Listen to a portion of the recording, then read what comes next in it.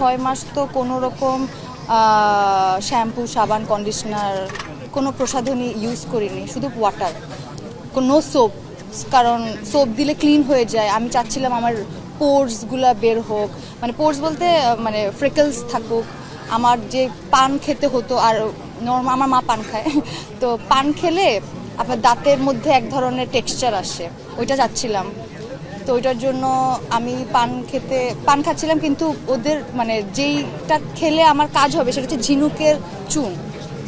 ঝিনুকের চুন খাওয়া যাবে না, পাথরের চুন খেতে হবে। ওই অঞ্চলের মানুষ পাথরের চুন খায়, অনেক লাল হয়ে যায়, ওইটার কারণে মুখ পুড়ে যেত। সো ওইটা প্র্যাকটিসের মধ্যে ছিলাম, মুখের জিহ্বা ভারী হয়ে যেত, অনেক অনেক কিছু। আমি তো আমরা যে বাড়িটা বানালাম, সেই বাড়িটা সবার সাথে মিলেমিশে আর্ট, তারপর হচ্ছে ওই যে বললো যে ওই এলাকার মানুষরা সবাই মিলে বসে আমরা ওই বাড়িটা বানিয়েছি, তাদের সাথে আমিও কাজ করতাম, লেবারের কাজ, ওই টিলার উপরে উঠতাম, অনেক কষ্ট। মানে আপনি একবার উঠলে আপনার দম বের